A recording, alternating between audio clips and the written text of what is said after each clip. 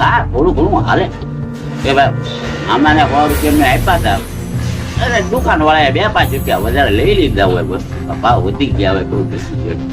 પણ તમે એમને બધા ઉડાડી નાખો એમ થોડું હોય ને ભાઈ. એમ બધાને ખબર પડે 15 રૂપિયા નાની દૂરી આવે, 20 રૂપિયા ગણાવો કેમ માન્ય રાખો?